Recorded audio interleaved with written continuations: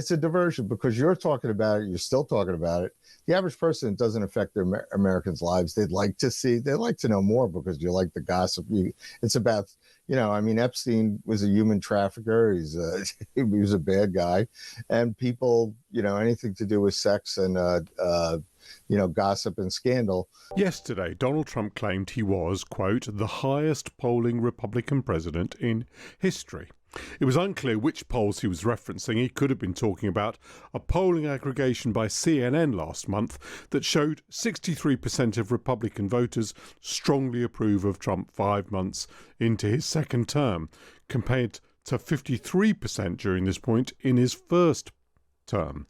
However, when factoring in Democrats and independents, Gallup polling, the longest-running presidential poller, says Trump's average approval rating is 42%, below those of all previous presidents, dating back to Harry Truman other than Biden.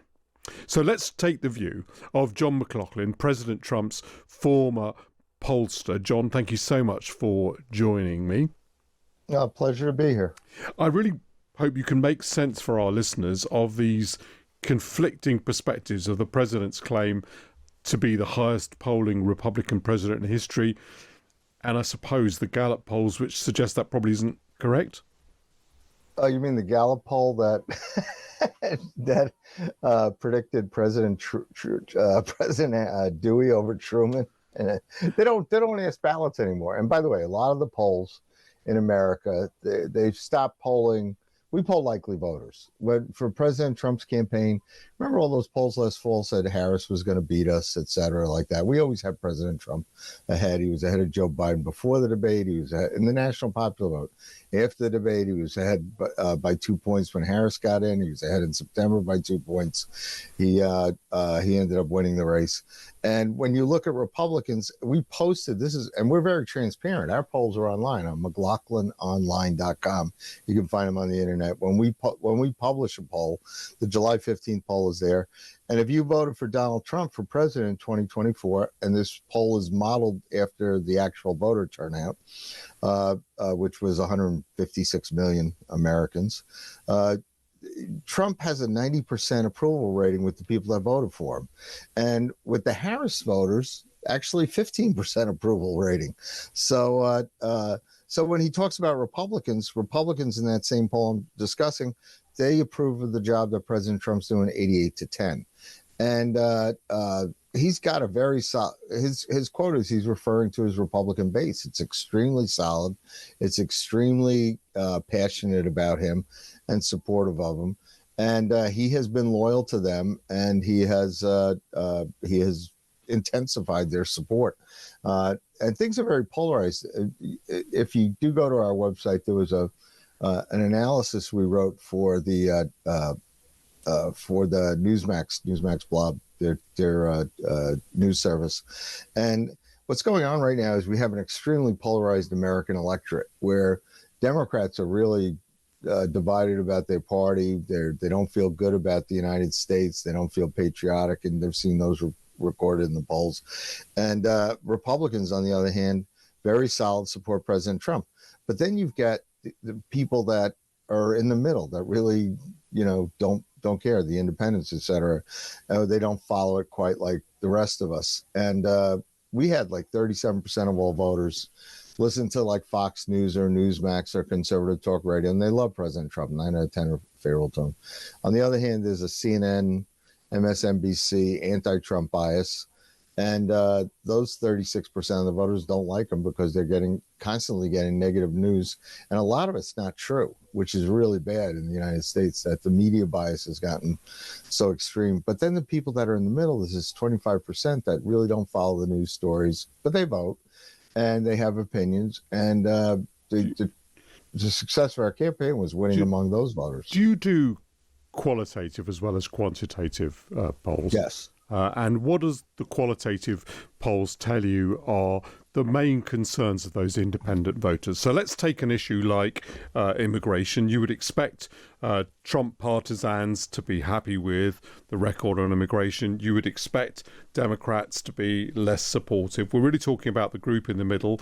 In British terms, those people are often sort of feel very strongly about the government doing something, but are also often a bit queasy when government does do something. So what is the qualitative as well as quantitative work telling you about that? Right, and I understand that UK voters are different, but there's a lot more in common. I mean, I used to poll over there for Ian Duncan Smith, even helped him when he won his primary back in the day. But in America, qualitative, they care about economic issues. And the important thing for President Trump was that we were able to pass his tax cut bill. If it had lapsed the way they got it passed in our first term in December 2017, they put a time limit on it for, this is a Washington kind of thing with the rules. So if the Trump tax cuts had lapsed, you would have had a historic tax increase. They would have gone back to the old income tax rates, the old death tax rates, the old capital gains tax rates, corporate tax rates. You would have had a $4.5 trillion tax increase.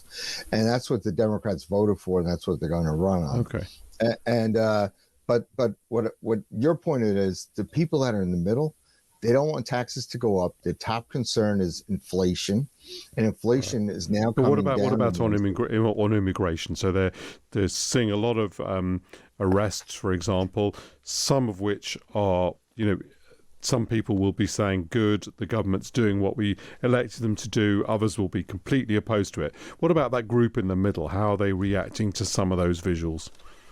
It's almost like you're a victim of your success, because as Trump succeeds with securing our border, stopping illegal immigration, and we're talking about over 10 million people. I mean, there's a lot of illegal immigrants here.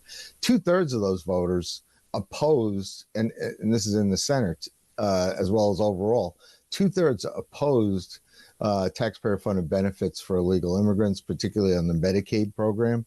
But what about just to push a little bit, because I'm aware that sure. that those middle people will take that strong view in principle. What I'm looking for, because I think that's the interesting thing here, is what has their reaction been to the arrest program, and are they comfortable with that, or has there been a sort of polarization where those people who favoured a strong policy are still completely behind it, those people who hated it are still against it? What I'm interested in is, where is this middle group going? Are they are they pleased that something's been done, or are they actually queasy about what they see?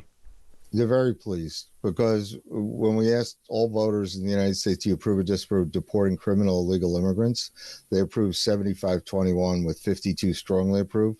If they're an independent, they approved 71-23. If they're a moderate, they approved 68-26. Okay. So that, now the problem is, for us, Americans look forward to the next election.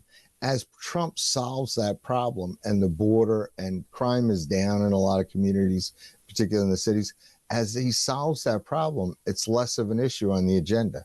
So to your original question, the voters in the middle now care about the economy, cost of living, and jobs. Let me just ask you one other question, which is about the Trump base. We've had a lot of social media activity on the issue of the Epstein files, and obviously that was kind of injected back into the debate by Elon Musk, apart from anything else. So it became part of the internal route in the administration. Where are voters on that? Is that just a social media issue, or is it a sort of middle America issue as well? It's not a real issue. It's like it's a diversion, because in the United States there have been reports by John Ratcliffe, who's the DNI chief. He's Ratcliffe's intelligence CIA, and also by Tulsi Gabbard, who's in the intelligence community, that they have meetings in the White House. Barack Obama basically they had a meeting where he condoned a conspiracy to undermine. But I'm more interested in what voters think, rather than I'm telling you, relitigating the issue. I'm telling you, that's a political diversion that our opponents have put up and echoed in our. Well, I mean, obviously it originated with the Republican base, so it was them that was kind of making all the running on that. So what I'm wondering now is whether or not they're concerned about Donald No, Trump's they're not handling, concerned. having been previously concerned about Joe Biden's handling of it. They're not concerned about it, but you know what? In the United States, because we're so high tech, and that got injected into our base by we know that social media but promoted and that issue was raised by our opponents, and you've had Democrats. Well, I mean, I think we can have an obviously But an you know argument what? about how it was raised. I don't think it's completely fair to say it was only raised by your opponents. It was also raised by you, not you personally, but Republicans. No, but I'll tell you, it's a diversion, because you're talking about it, you're still talking about it. The average person, it doesn't affect their Americans' lives. They'd like to know more, because you like the gossip. It's about, I mean, Epstein was a human trafficker. He was a bad guy, and people, anything to do with sex and gossip and scandal. That's another thing we have a lot in common with the UK. We want to find out more about it. Yeah. But it's like the Trump's Department of Justice has already tried to get the grand jury files released. He's had a deputy, one of the deputies in Department of Justice meet with Ghislaine Maxwell, and there probably stuff is going to come out, and it's going to be pretty disappointing for the left, but it's a gossip kind of thing, and it really doesn't affect the people's lives, and it's not going to be a decision. And by the way, I've polled internally for campaigns, and the voters care more about taxes. They care more about inflation. That would be our experience here too. Thank you very much, John McLaughlin. That was a really interesting view of how Trump's people see his polling, and of some of the public polling we've seen, as well as some of the internals. That's John McLaughlin, President Trump's former pollster.